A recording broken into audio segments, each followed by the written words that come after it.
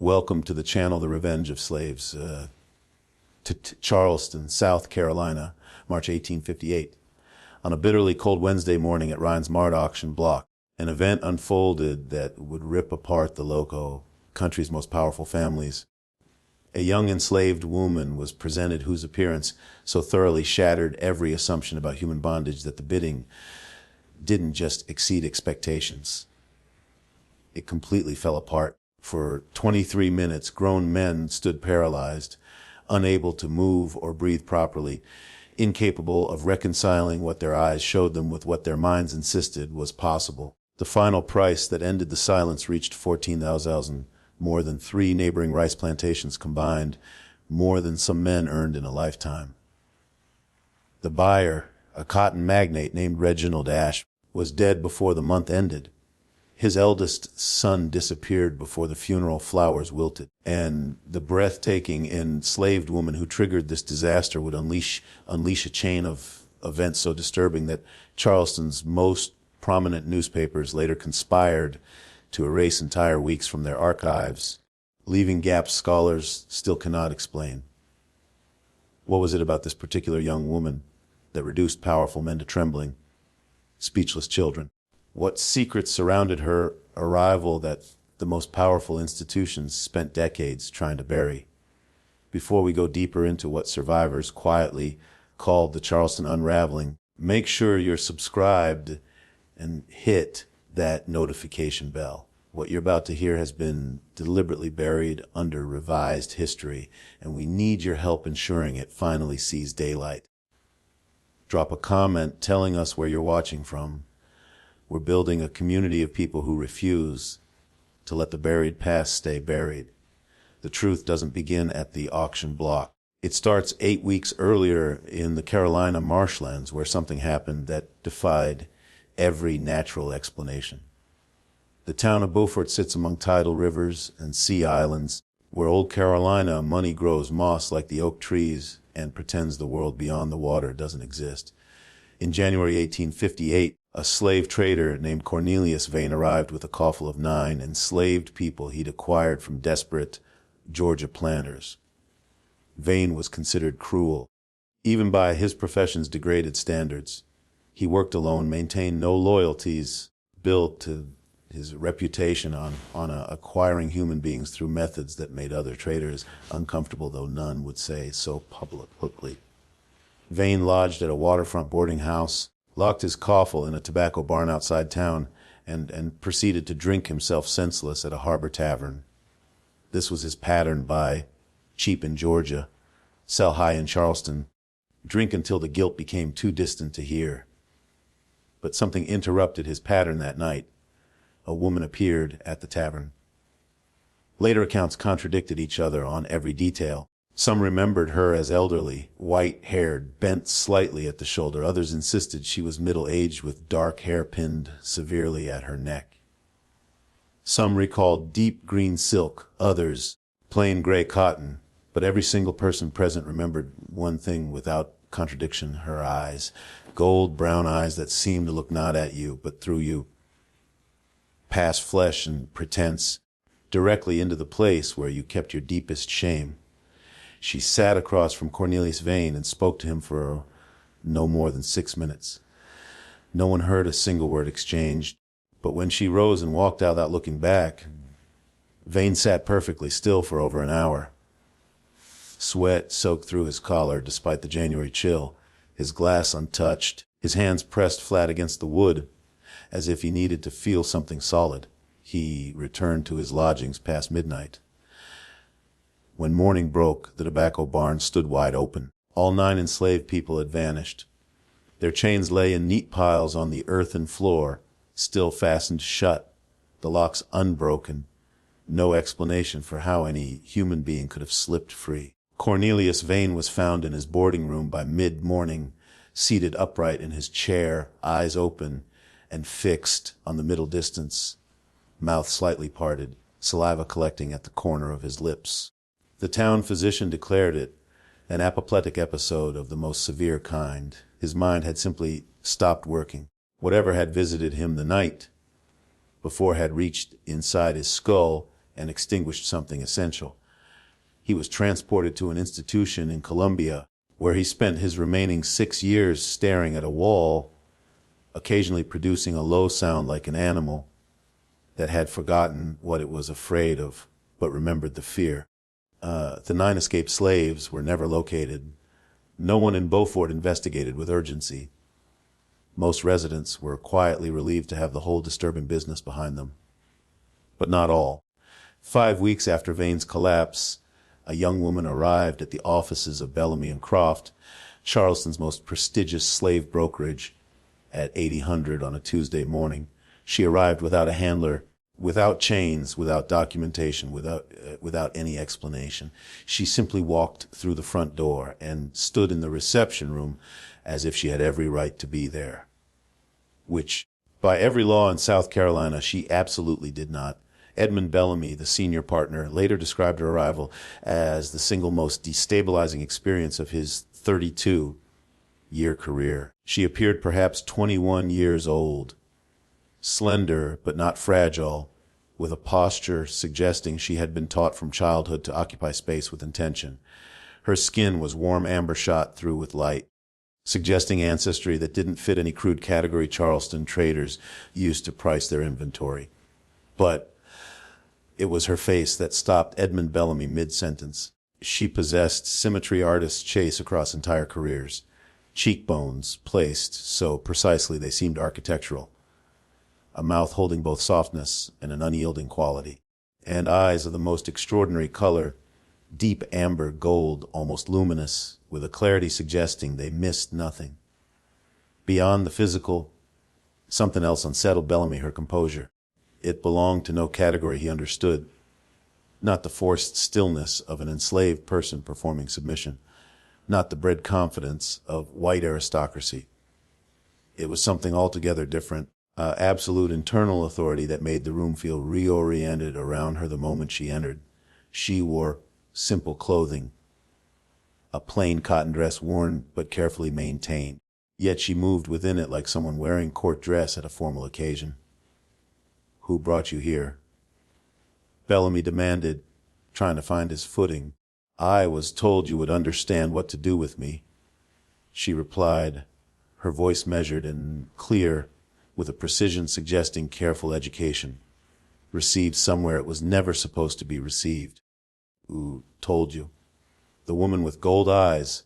Bellamy felt the floor shift beneath him. He'd heard travelers' accounts of what occurred in Beaufort, the trader rendered mindless overnight, the vanished slaves, the woman no one could properly describe.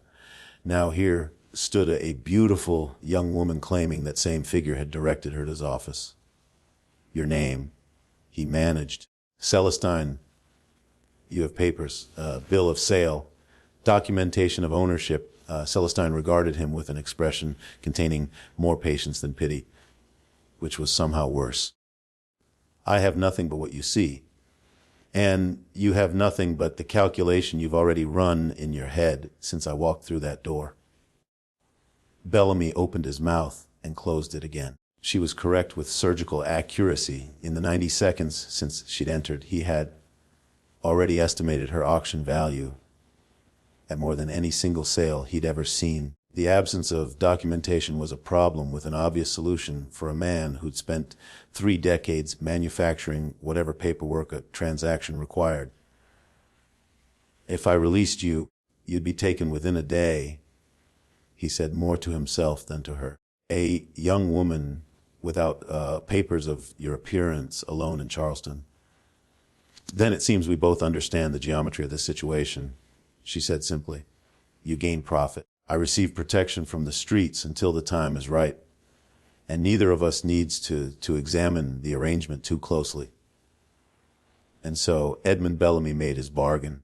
He fabricated a bill of sale connecting Celestine to a deceased Georgia planter whose estate had reportedly been liquidated.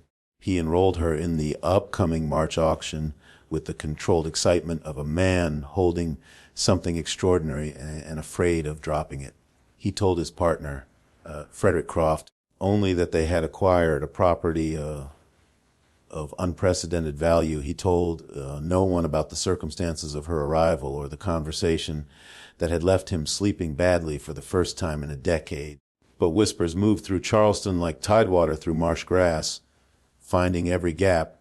Within days, drawing rooms and gentlemen's clubs buzzed with rumors a slave girl of impossible beauty, a young woman who moved and spoke like something from another world entirely, a once in a generation acquisition for whoever possessed the resources and nerve to bid without limit. The Ashby family received these whispers at the worst possible moment. Reginald Ashby had inherited his father's cotton empire 8 years earlier with ambitions exceeding his abilities. He'd expanded recklessly, borrowed heavily, entered partnerships that deteriorated into disputes, and maintained the appearance of prosperity through determined performance requiring more energy than actual success. His wife, Margaret, had come from a Savannah family of genuine substance, and her money had quietly subsidized Reginald's pretenses for years. She knew this. He pretended she didn't. Their eldest son, Charles, was 26, educated in Edinburgh, returned to Charleston with ideas about economics and human dignity that he kept carefully hidden from his father, articulating them only in letters to northern friends that he burned immediately after writing. Charles had watched his father's decline with the anguish of someone seeing disaster approach without authority to redirect it. He'd argued quietly for consolidation, for honesty about their finances, for a reckoning with reality before reality forced its own reckoning. Reginald wouldn't hear it. Reginald believed confidence was its own form of capital, that appearing to be the kind of man who could purchase anything was functionally equivalent to being that man. When word reached him about the extraordinary slave being offered at Bellamy and Croft, he saw precisely the dramatic gesture that would silence critics, impress peers, and restore the Ashby name's shine. Margaret had her own reasons not to object, reasons she kept compartmentalized in a section of her mind she rarely visited. She'd heard the whispers about Celestine that circulated among women differently than among men. Women spoke of how the beautiful slave seemed to know things before they were spoken, how her presence changed the temperature of conversation, how she looked at people as though she'd already read every letter they'd ever written and burned. Margaret had buried secrets of her own pressing against their container for years, and she told herself, with the desperate logic of the cornered, that having Celestine near might somehow manage what was threatening to escape. The other principal interested party was Colonel Harlan Beaumont, whose family had held political influence in South Carolina for 3 generations through a combination of genuine accomplishment and strategic ruthlessness. Beaumont's son, Nathaniel, had recently become engaged to a Philadelphia girl named Clara, whose textile money was badly needed by the Beaumonts, whose actual holdings were significantly smaller than their reputation suggested. Clara had arrived in Charleston with abolitionist convictions. She didn't bother hiding in a directness that made low country society profoundly uncomfortable. Nathaniel was deeply in love with her, in the way decent men fall in love with women better than them, and he lived in constant terror that she would finally see him clearly and leave.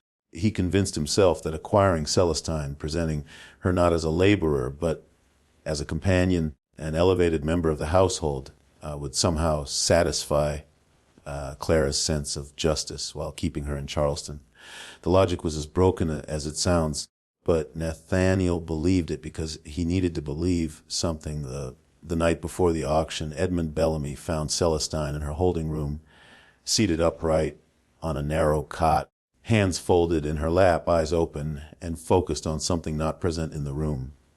In the lamplight, her beauty had a quality almost painful to look at directly, like trying to hold your gaze steady on the sun. "Tomorrow will go badly," she said before he could speak.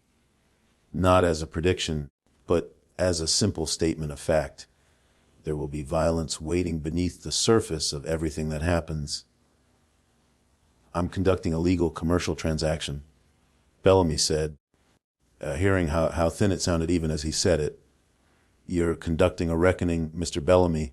You've invited powerful men who are already desperate to compete for something their desperation makes them incapable of truly having. Whatever that produces, you've made yourself responsible for it. What are you?" Bellamy asked, the question coming from somewhere beneath his professional exterior, from the part of him that had been sleeping badly. "You're not what you appear to be. What happened in Beaufort? Who is the woman with gold eyes? And why did she send you here?" Celestine turned her amber eyes on him, and for a moment Bellamy felt he was looking into a depth he couldn't measure. "Some answers arrive in their own time, Mr. Bellamy.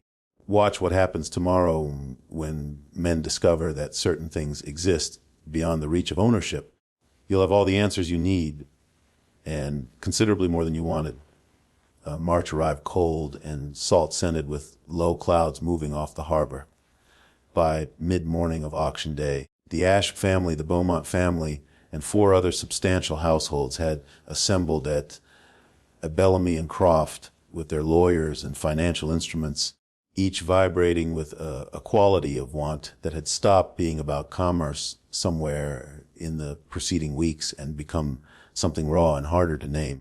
Reginald Ashe arrived having mortgaged cotton futures 3 seasons deep and secured loans against property he'd been negotiating to sell simultaneously, a contradiction that would unravel with tremendous velocity in the weeks ahead.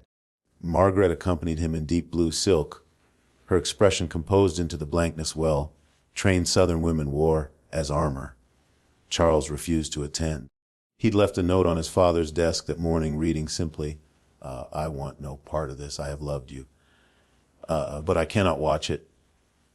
Reginald read it, folded it carefully, placed it in his breast pocket, and proceeded to his carriage without changing expression. Nathaniel Beaumont arrived with bank drafts representing most of what remained of his family's liquid assets, plus a significant portion of Clara's settlement funds that he had accessed through methods he intended never to explain. Clara was in Savannah visiting her mother. He did not know she was here. He planned to present her with an accomplished fact and find the words later. The other bidders occupied various points between wealth and desperation.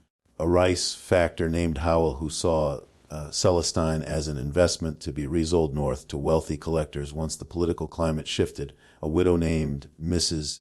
Drayton, whose interest made other bidders avoid meeting her eyes, and a man who gave his name only as Solomon, who sat in the back of the room with the stillness of someone who had already decided the outcome and was simply present to observe it arrive.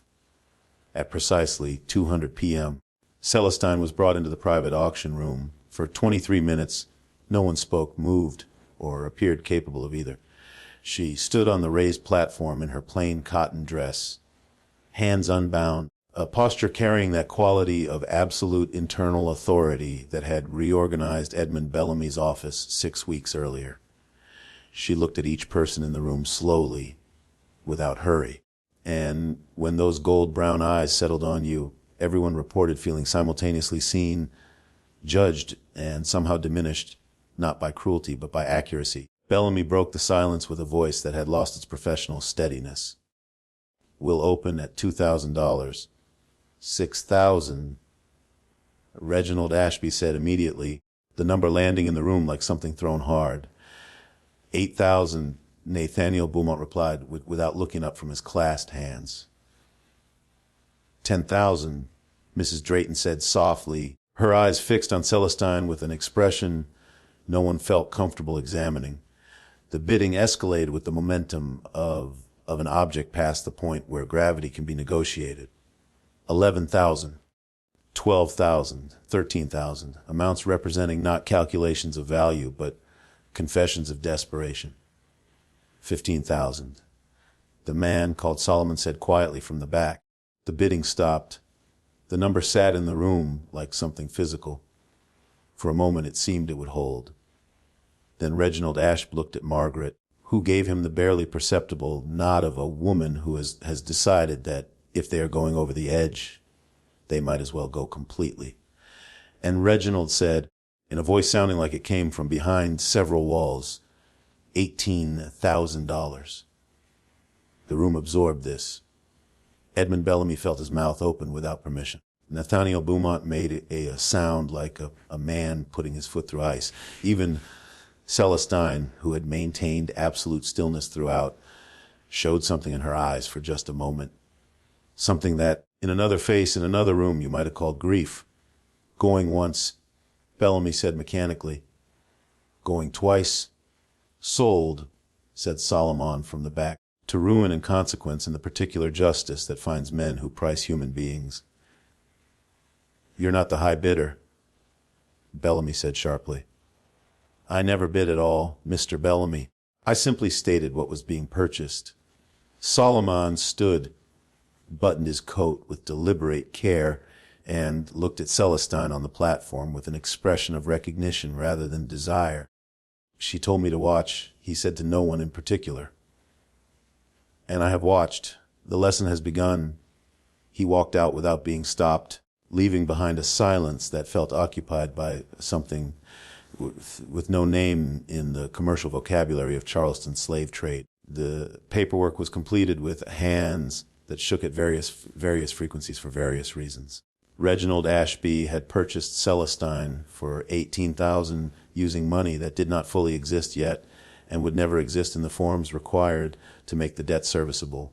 He brought her to the Ashby townhouse on Meeting Street that same evening in a carriage with curtains drawn, as though transporting something either sacred or dangerous, and perhaps understanding somewhere beneath his rationalizations that the distinction had collapsed.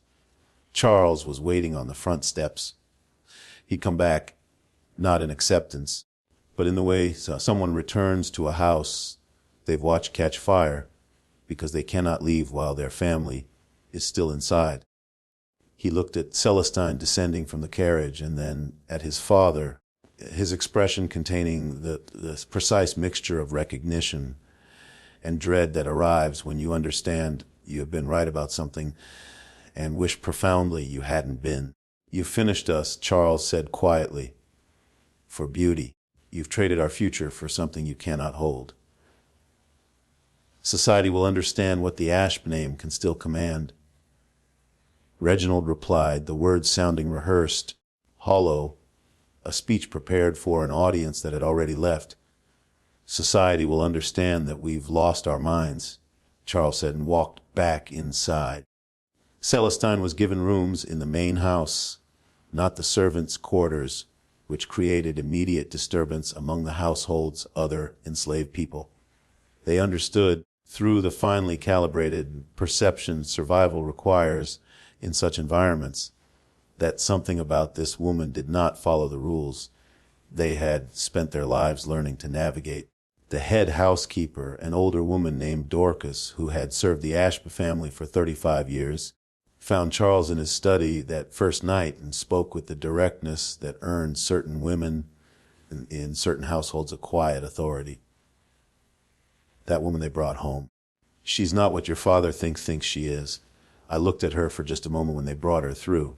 She looked back at me, and I felt like she already knew everything I'd lived. Every grief, every loss, everything I'd survived in this house. She's just a person, Charles said, but his voice lacked conviction because he'd felt it too. No, sir. She is that, a person entirely. But she's also something your father has no language for and no protection against. There's a settling coming to this house. I feel it the way I feel rain 2 days before it arrives. The first night brought small disturbances, a painting of Reginald's father falling face, first from a wall that had held it for 20 years. 4 clocks in separate rooms, stopping at the same moment. 4:44, 4 a.m., a mirror in the entrance hall developing a crack from corner to corner with no impact and no temperature change to explain it. Reginald dismissed these things over breakfast with the confidence of a man fully committed to not understanding what was happening to him.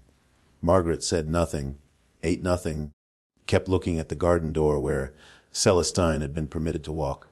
Charles watched his mother's face, and understood something was already in motion that none of them had vocabulary for. Margaret found Celestine in the garden that afternoon, standing among the camellia bushes, blooming pink and white against the winter gray sky.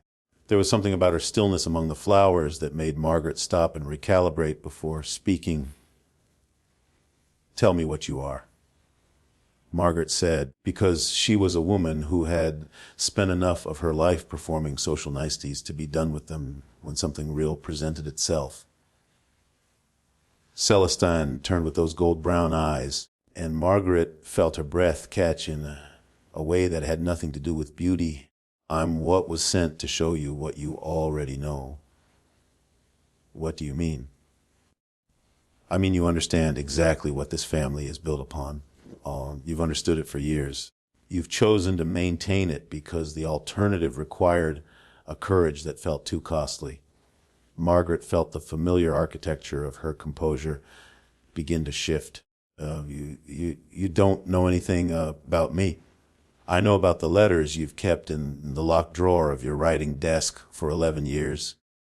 The correspondence from your cousin in Boston, who went north and joined the abolitionist movement and wrote to you every year asking you to use your position to help. I know you've kept every letter. I know you've read them many times. I know you've never replied. Margaret stepped backward as if the ground had changed beneath her feet. "That's not possible." "You know it's possible, Mrs. Ashe. You've known for a long time. The question has always been whether knowing is enough or whether knowing requires doing. You're saying all this was arranged, that your being here was deliberate." Celestine's expression held the particular sadness of someone delivering news they did not choose to carry. "Your husband spent 18,000 trying to possess something that came here precisely to make your family see what it has been. The money is the least of what will be lost in this house. The question is what understanding you might gain in exchange." Margaret walked back to the house, went directly to her writing desk, unlocked the bottom drawer, took out a bundle of letters tied with brown cord, and sat with them in her hands for a very long time. 3 days after Celestine's arrival, one of the field hands at the Ashby rice plantation outside the city, a young man named Marcus, was found in the locked boathouse at the edge of the property with injuries the sheriff characterized as accidental and the other enslaved people knew were not. Marcus had been speaking about Celestine to anyone who would listen, claiming she told him things when she'd passed him the previous morning, things about his family, his origins, where his mother had been taken when she was sold away from him as a child. Now Marcus was dead, and the message to anyone else considering speaking was as clear as language without words can be. Thomas Beaumont, Nathaniel's father, had heard about the auction and the price paid and immediately began calculating what it would mean for his son's competing bid. Nathaniel returned to find his father waiting with bank statements and trust fund documents spread across the study table, an expression containing equal parts fury and fear. Clara arrived from Savannah 2 days later. She'd received a letter from a Charleston friend, not malicious, simply a well-meaning note mentioning what everyone in the city was discussing. She came into the house on Trad Street quietly, which was worse than if she'd come loudly, and she found Nathaniel in the library, sat across from him, and said, "Tell me it isn't true." He tried the various arrangements of words he'd been rehearsing since the auction, discarded them one by one, and finally said only, I thought it would please you to have someone beautiful in the house."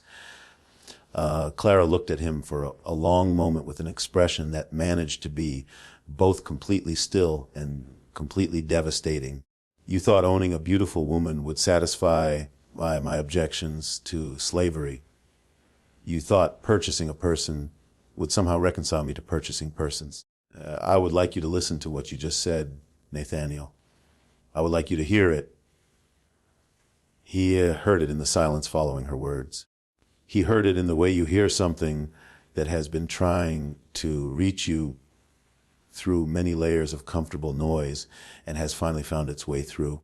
She left for her parents' home in Philadelphia 6 days later, taking with her the financial instruments and the marriage settlement and the particular quiet that follows the departure of someone whose presence you had not fully valued until it ended. Meanwhile, the man who had called himself Solomon had not left Charleston. He'd taken a room at a modest lodging house on the Neck and had begun, with the systematic patience of someone who had done this kind of work before, to investigate the circumstances surrounding Celestine's appearance. His name was not Solomon. It was James Cartwright, a former slave hunter who had stopped hunting 7 years earlier after an encounter in Georgia that had ended his capacity for the work. He'd been hired to track a runaway woman from a Savannah plantation. He'd found her hidden in a turpentine camp deep in a Georgia pine forest, and she turned to face him with gold brown eyes that seemed to see every act of his professional life simultaneously. And she'd said to him in a voice of absolute calms, "You've separated families for money, Mr. Cartwright. You've returned mothers to torture. You've destroyed futures for commission. How do you intend to live the remaining years of your life?" He'd released her without understanding why. He'd filed a false report claiming she'd drowned at a river crossing. He'd never accepted another slave catching commission. He'd moved to Charleston, found work as a dockyard manager, and spent the following years in the particular guilt of a man who has done something right too late to undo everything wrong that preceded it. When he'd heard the rumors about a beautiful young woman at Bellamy and Croft, when the description reached him, when someone mentioned eyes of unusual amber gold, he'd understood with the certainty of recognition what he was likely dealing with. He'd come to the auction to confirm it, had seen Celestine on the platform, and had understood immediately that this was the daughter of the woman he'd released in Georgia 7 years earlier, the same essential quality of presence, the same unsettling depth in the eyes, the same sense of existing according to entirely different rules. He began tracing the pattern he'd suspected: deaths and collapses among slave traders across 4 states over 9 years, escaped slaves by the dozens, a woman whose description varied but whose eyes remained constant. In multiple accounts, a young woman appearing briefly before vanishing, growing older across each account, as though being raised alongside this campaign of systematic dismantling. He found a retired trader in Georgetown who'd survived direct contact with the gold-eyed woman, a man named Hitt, who ran a small fish smoking operation and was visibly not recovered from whatever had visited him 6 years ago, who had agreed to speak only after Cartwright produced evidence of his own history and break from it. "She came to my warehouse at night," Heat said, his hands busy with something that didn't need doing. "I was storing 14 slaves I'd just purchased, planning to move them to Charleston in the morning. She was just standing in the middle of the room when I woke. No door open, no window disturbed, just standing there with those eyes." He stopped. Cartwright waited. She touched my hand, just one finger against the back of my hand, and I saw every single one of them, every person I'd ever sold, not as inventory, as people, their names, their families, their feelings, all of it. I saw a woman I'd sold in 1849 who died of fever 6 months later on a Mississippi plantation because she was worked in conditions no living thing should endure. I saw her die. He put down whatever he'd been pretending to work with. When I woke up in the morning, the warehouse was empty. 14 people, all their chains on the floor, unlocked. I closed my business that week. Cartwright asked the question that had organized his investigation. The young woman, was she there? A Whit nodded slowly. Appeared once in Georgetown, once in Wilmington, when a trader named Bird had an incident that left him unable to walk. Different ages each time, like she was growing up on the road between these events. But the same quality about her, like she's not afraid of anything because she's already seen everything. On the 9th day after Celestine's arrival at the Ashby townhouse, Reginald began deteriorating. He stopped sleeping meaningfully, claiming he heard sounds when he closed his eyes. Not voices exactly, but frequencies that seemed to carry meaning he couldn't decode, but couldn't stop trying to decode. He stopped attending to business correspondence. He sat for long periods in whatever room Celestine was in, not speaking to her, not looking at her directly, just occupying the same space with the quiet compulsion of someone in the early stages of a fever. Charles watched his father's decline with the helpless clarity of someone who saw the mechanism perfectly, but had no tool to reach it. The family physician came at Charles's request and conducted his examination with the careful thoroughness of a man who knows the diagnosis before he begins. He told Charles privately, your father's condition has no medical name I can offer confidence. What I observe is a man who has encountered some truth about himself that he cannot metabolize. The habits of thought that allowed him to do what he did by sell, accumulate, display required a certain wall between what he knew and what he felt. Something has demolished that wall. I cannot rebuild it with medicine. Can anything rebuild it? Acknowledgement. Sometimes confession. Occasionally the mind can find a new organization around a truth it can no longer avoid. But it requires genuine reckoning, not performance. Real sight, not the appearance of seeing. When Charles returned to the house with this opinion, he found his father in the garden with Celestine standing nearby. The expression on Reginald's face was that of a man who has spent decades building a structure and has finally understood what it was built on and cannot now pretend it was something else. I hear them, Reginald said to his son, not hysterically, but with the flat precision of someone reporting information. All of them, every person I ever purchased. I hear them now when I'm quiet. I couldn't hear them before. I don't know how I couldn't hear them. They were always there. That same night, every enslaved person on the ash properties in the city and at the rice plantation outside woke simultaneously from identical dreams. They dreamed of water parting, of documents dissolving, of a woman with gold brown eyes walking the length of South Carolina, and a voice telling them that the machinery of their bondage contained within it the seeds of its own destruction, and that those seeds were germinating faster than the men who managed the machinery understood. Dorcas went to Charles's room before dawn. It's tonight, she said simply. Whatever this has been building toward, it's tonight. Get your mother and yourself out of this house now. Well, there's a choice to make about where you stand when morning comes.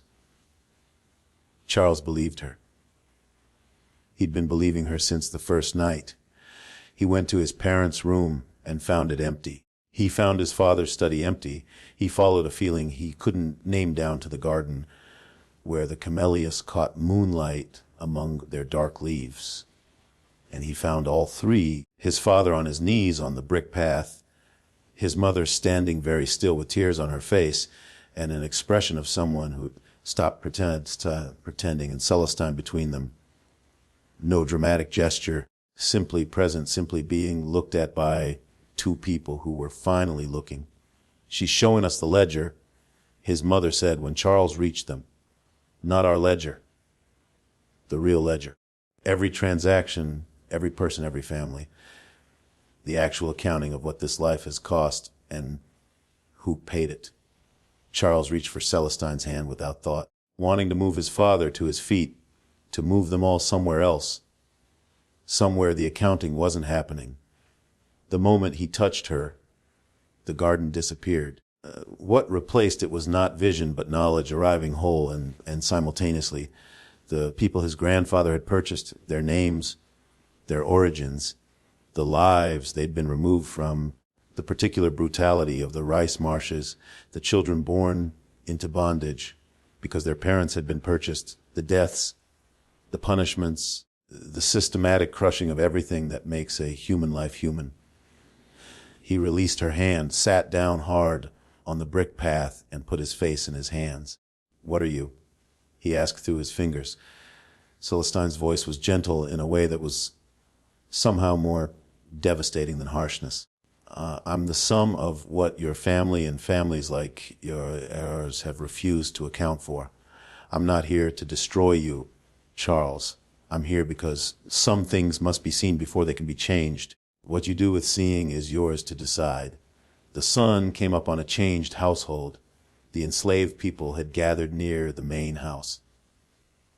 Without threat, without aggression, simply present as witnesses to whatever had shifted in the hours before dawn, understanding in the way people understand things. They've been waiting years to understand that something had broken open that could not be closed again. The news traveled to Bellamy and Croft before noon, carried by a rider whose face showed he'd been asked to deliver information he did not want to carry. Reginald Ashe was dead, found in his study at first light with no mark of violence, no sign of struggle.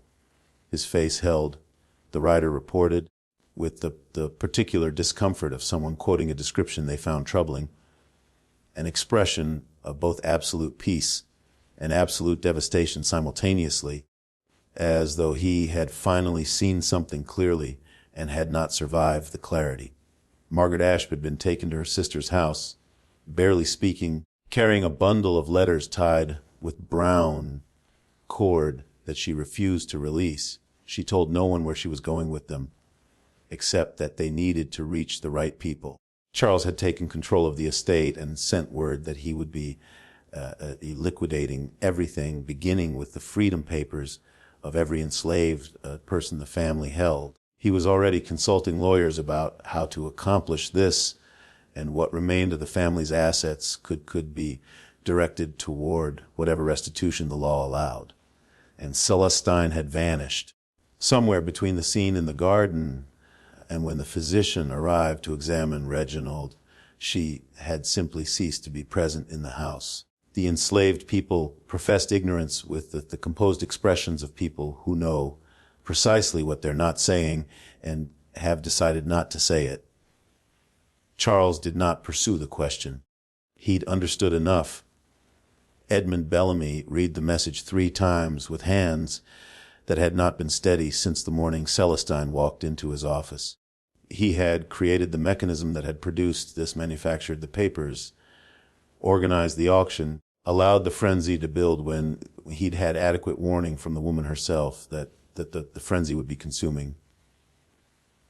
He needed to warn the other bidders, he thought, and immediately understood that this instinct was both correct and already too late. Nathaniel Beaumont was dissolving his household and writing to Clara in Philadelphia with more honesty than he'd employed in any communication in his life. He was not asking her to return. He was simply writing what he finally understood about himself, about his family, about what he'd been willing to do, and what that willingness revealed. He didn't know if she would respond. He sent the letter anyway because he finally grasped that some things need to be said without expectation of what they earn you. Mrs. Drayton, the widow who'd bid 10,000, suffered losses in the weeks following the auction that stripped her of most of her assets, not dramatically, not catastrophically, just systematically, a sustained pattern of adverse developments with no coordinating intelligence behind them, yet producing results too consistent to be purely accidental. Howell, the rice factor who'd seen Celestine as a resellable investment, was ruined within 3 weeks by a series of business failures his associates described as unprecedented in both speed and thoroughness. James Cartwright found Celestine where he'd known to look in the church on Calhoun Street that served the free black community, seated in the 3rd pew from the back during a Thursday evening service. He sat beside her, and she turned with those gold brown eyes and said, "Mr. Cartwright, I wondered when you'd find your way here. I need to understand the full scope of what I've been watching." He said, "You've been watching a demonstration," she said quietly. Gather the people who profit most from the system in one room, require them to reveal the full depth of their willingness to own another person by making them compete for the privilege, and then show them what that willingness means what it costs the person standing on the platform, what it costs the people they've been purchasing their whole lives, what it costs their own souls, the woman with gold eyes, your mother. Celestine didn't answer directly, which was its own answer. Charleston will come for you, Cartwright said. They're already organizing. The people who understand what you are and what you're doing, they'll employ every violence available to them to end it. Let them. Celestine said, the simplicity more frightening than defiance would have been. Every act of violence they commit proves what we've been saying. Every brutal measure demonstrates what the system requires to maintain itself. They can only reveal themselves by fighting us. That's always been true. We're simply making it visible. She looked at him steadily. You let my mother go in Georgia, Mr. Cartwright. She never forgot that. It changed the course of everything that followed. Cartwright felt something break open in his chest that had been sealed for 7 years. The manhunt began 12 days after the auction. Professional slave catchers came from Georgia, North Carolina, and Tennessee, drawn by a reward that had climbed to $6,000 through the contributions of Charleston's most alarmed families. They came with trained dogs, with restraints designed for maximum resistance, with a permission for violence that exceeded even the usual brutality the profession licensed. They found nothing. Celestine moved through Charleston's hidden architecture, the network of connections, loyalties, and secret communications that existed in the spaces between what official Charleston acknowledged and what actually constituted Charleston's life. And the woman with gold brown eyes was watching all of it. She'd been in Charleston for months, operating as Mrs. Elena Solomon, a widow from Savannah seeking property investments. She attended dinner parties, church socials, garden gatherings, listened with extraordinary attention, remembered everything, and in her rented rooms maintained documentation that would have dismayed the people who'd spoken freely in her presence. She'd been building this for months. The auction was the mechanism that gathered her targets in one place and made them reveal themselves through their bids. The manhunt was making them reveal themselves through their methods. What came next would use what she had assembled. Margaret Ashby's letters reached the abolitionist press in Boston and Philadelphia 3 weeks after the auction. They contained not just her own confession about the family's history of illegal slave purchases and falsified documentation, but documentation her father-in-law had kept, records implicating a network of Charleston families in practices that went well beyond what the slave trade's own degraded legal frameworks permitted. The revelations detonated across the city with the specific force of things people have suspected but considered safely suppressed. Other confessions followed, not because Celestine had visited all of them, though some she had, but because confession is contagious when enough people understand that silence has become more costly than speaking. Men and women who'd been managing the weight of moral knowledge for years found themselves suddenly unable to continue once they understood they were not alone in carrying it. The economic impact arrived simultaneously.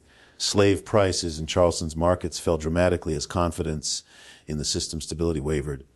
Traders found buyers reluctant, their reasons vague, but their reluctance firm. Auction houses reported declining volumes. The financial architecture of the low country slave economy developed fissures its managers had not believed possible. The prominent men who'd organized the manhunt, who'd pooled the reward money, who'd hired the slave catchers, found themselves the subjects of the documentation Elena Solomon had been assembling.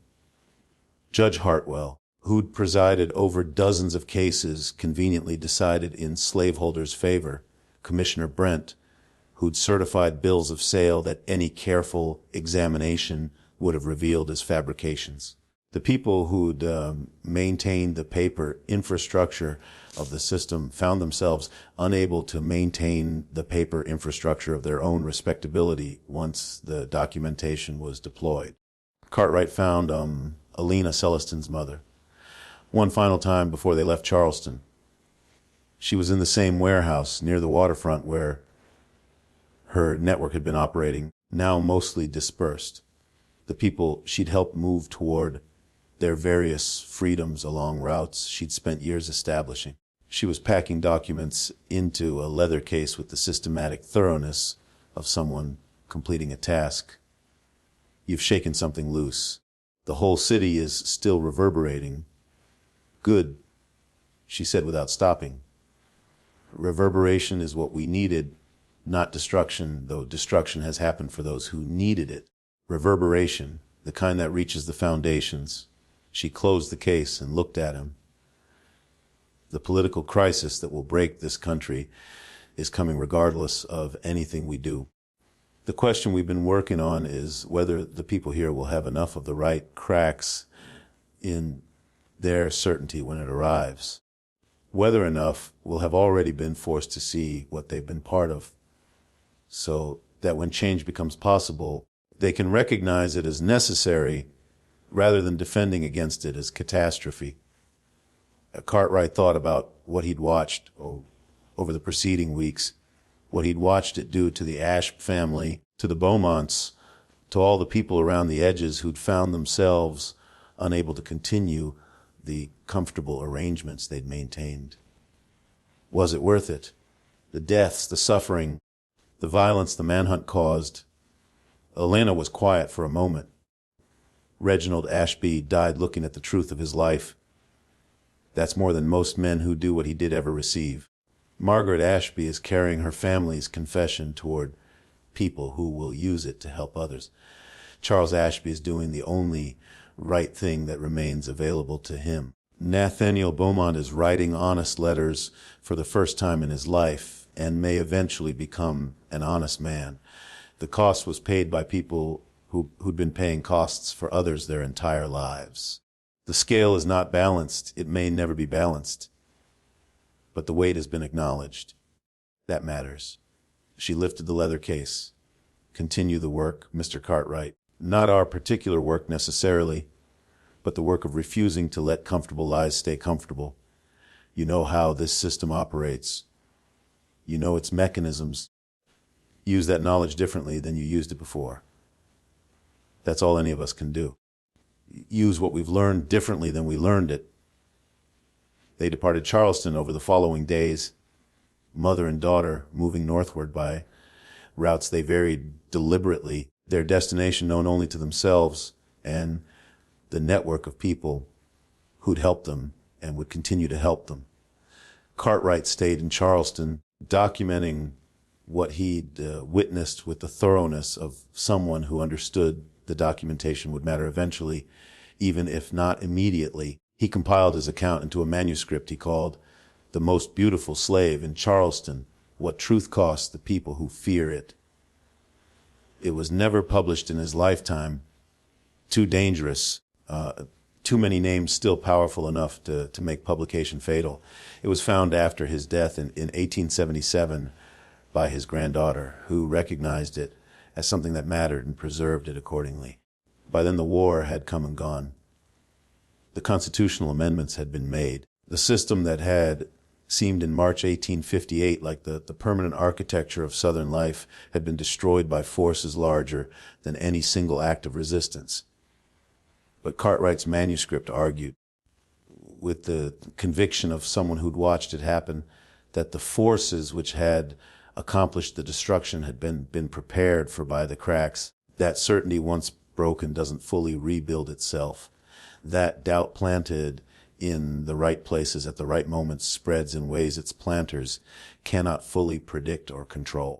That a single auction in Charleston, organized not to sell but to expose, had contributed to a fracturing that widened for 3 years until a nation split along it. What happened to Celestine afterward, no official record contains. No documentation tracks her later movements. Some historians have suggested she was a legend, a symbol invented by enslaved communities to maintain hope in conditions where hope required maintenance. But Cartwright's manuscript insists on her specific reality and on the specific reality of what she accomplished, and argues that her absence from official record is itself part of her story, since the official record was maintained by the people she dismantled. Among the black community of Charleston, the story survived in the form that truths survive when the people who carry them understand that the official version cannot be trusted. A young woman who walked into the heart of the machinery and used its own appetite against it, who showed powerful men what they really were by giving them exactly what they wanted and letting them discover what wanting it had cost them, who proved that the most sophisticated weapon available to people trapped in unjust systems is truth, specifically the truth that the people maintaining the injustice have been working hardest to keep from themselves. The auction at Bellamy and Croft in March 1858 didn't end slavery. Celestine and her mother didn't end slavery.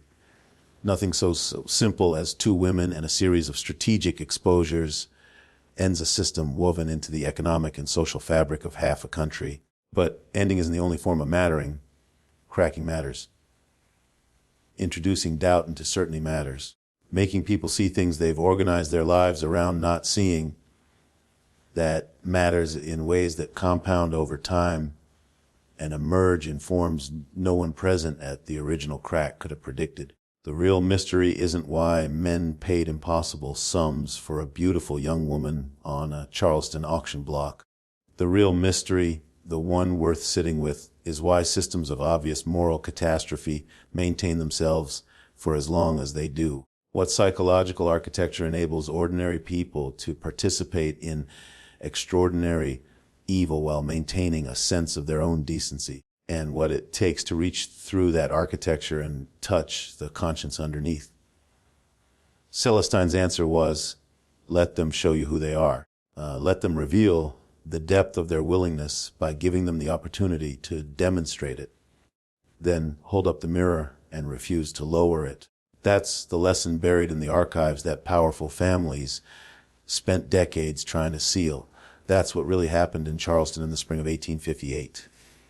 And if you believe, as we do, that these buried histories contain the most important lessons about how power operates and how resistance persists, then you know what to do. Subscribe. Share this story with someone who needs to hear it. Leave a comment about what this made you think and feel, because those conversations are where this work becomes something larger than any single story. The beautiful young woman who sold for 18 Zauozen in Charleston left no grave that maps can locate, no portrait in any archive that survived. But she left something more durable than either the memory of what it looks like when someone refuses to be only what the world's cruelty has decided they are. And she left the cracks wide enough in the end that light came through. That's why we keep breaking into these sealed rooms. Until next time, keep looking at what the official record decided not to record. Keep asking what the gaps in the archive were arranged to hide. The most important history is almost always the history that required the most effort to bury.